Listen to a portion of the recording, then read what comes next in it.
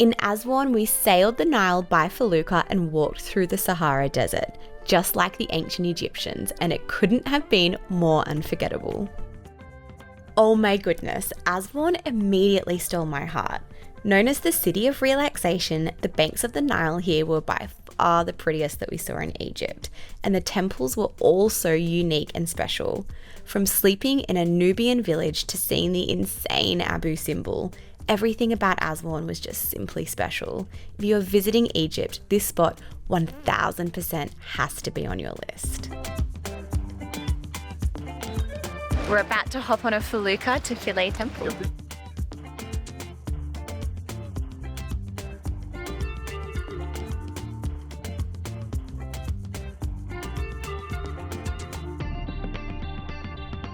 We have just jumped off the felucca, which is the boat that takes you from the mainland to the island, and it was such a cool ride. We're at Philae Temple and it is absolutely stunning here. I am already completely blown away. It is so cool how it's like perched up on this little island hill. Let's dive into some history. Philae Temple is dedicated to the goddess Isis and was originally built during the 4th century BC. Isis was known as the goddess of magic, motherhood, and fertility. This temple was actually once on Philae Island in the Nile, but was relocated in the 1960s to prevent flooding with the construction of the massive Aswan Dam. So incredibly detailed, like the beading on the head. Doesn't feel like these are thousands and thousands of years old. You just chisel it all out by hand.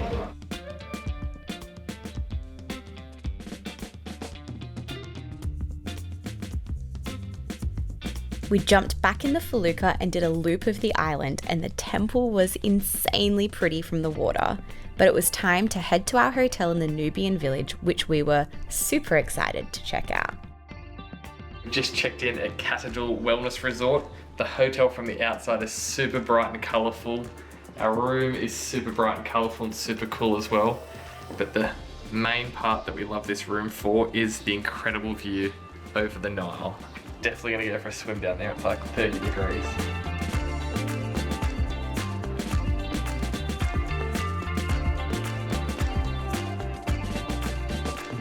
I just can't get over how cool this hotel is. The beautiful colours, the shapes, the designs. It really is a special hotel here in Egypt.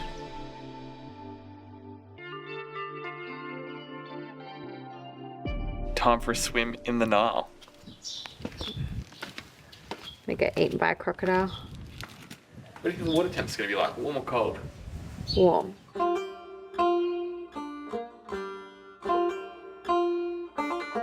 It's so interesting along the Nile how green and lush it is with all the trees and grass up against the crystal blue water, and then so quickly as it gets away from the Nile, just arid desert.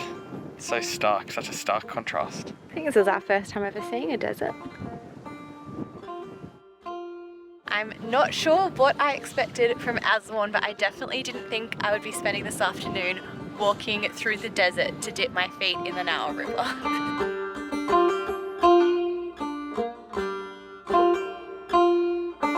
How was swimming in the Nile? Beautiful and something that I've always wanted to do. Really? And it was colder than expected.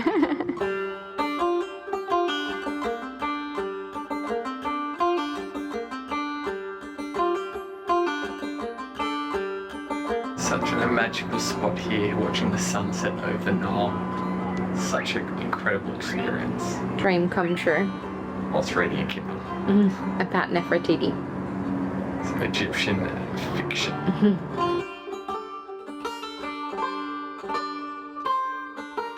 We have just ventured out of our hotel and we are in the Nubian village of Aswan. It is so cool here. All of the buildings are super vibrant. So Nubia is a region that spans from southern Egypt to northern Sudan, and they even speak Nubian, which is different to the rest of Egypt. It's really, really cool here. Definitely something different.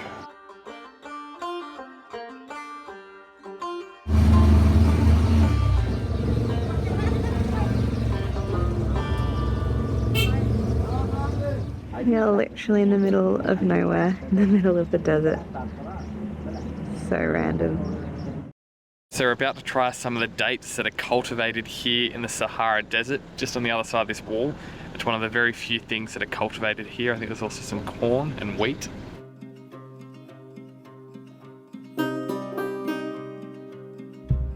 We have the incredible Abu Simbel behind us. It is so iconic and so beautiful, set here on the lake, and it has a really gorgeous love story behind it.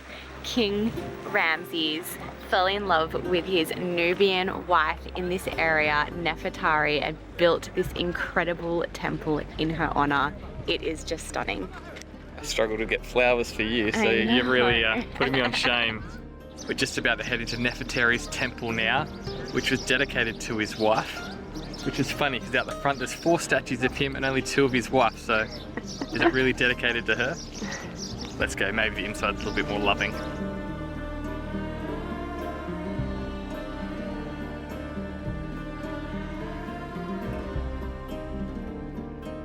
Now we're off to Ramesses' temple, which is a bit more war orientated. I still can't believe they actually relocated all these from the main spot, the original spot, which was in the water down there, which we'll show you in a little bit, but to relocate these in the exact same condition, it's quite a feat. And sorry about all the yelling, there's always a lot of yelling in Egypt. A lot of yelling. Not me this time.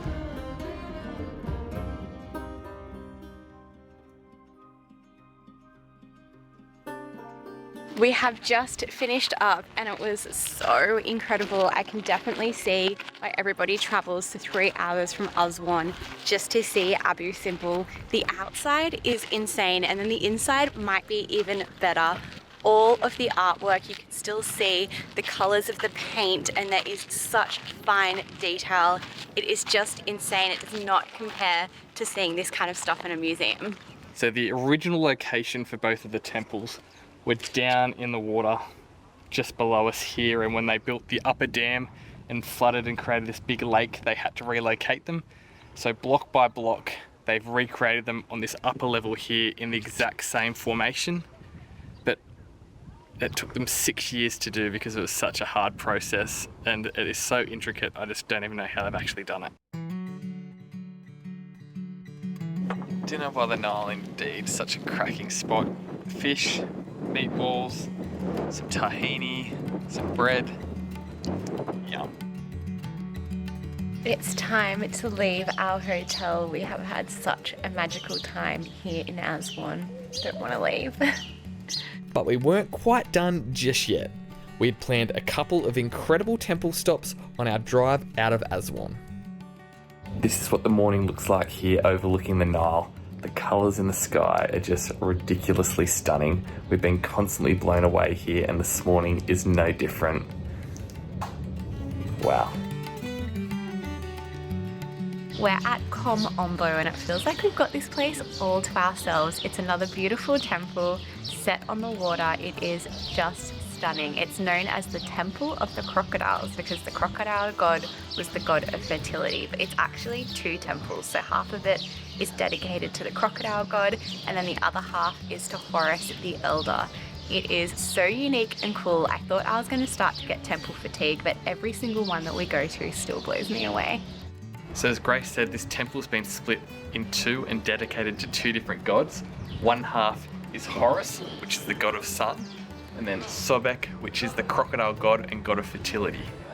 It's a really good example here of all through this temple here. You've got really intricate carvings of them both that are just super detailed and incredible.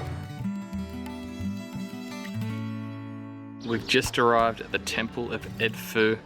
We're about to go learn a bit more about it now, but just coming in and surrounding it though is certainly the most authentic Egyptian city and village that we've been through so far.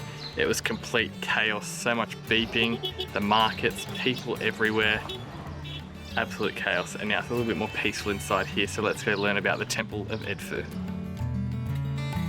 It's only as you get closer you actually realise how big and tall the structure is. The scale is insane. It really is. Always blown away, not sure how they made all these massive temples. Yeah, we're yet to figure it out, aren't we? We visited a few and still have absolutely no idea.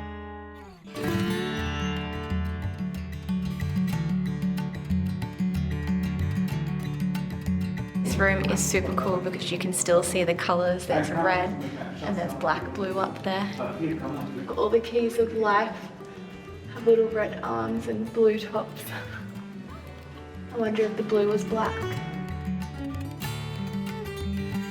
We just finished in Edfu Temple. This temple was built for the chief god of Horus. It was finished in about 57 BC, and the detail throughout is amazing, and it still has some really cool colouring as well through some of the rooms that are a bit more protected from the sunlight. And with the light in there, it almost feels like the whole temple is made out of gold. It's so cool. And just gargantuan as well. You don't really realise how big it is till you're actually in it, and up close it's very, very impressive. Yeah, the scale is wild. While Aswan isn't on everybody's Egypt list, it most certainly should be. We absolutely loved our time in this Nubian gem and cannot wait to come back one day. Next stop on our Egypt adventure is Luxor, so keep an eye out for next week's video.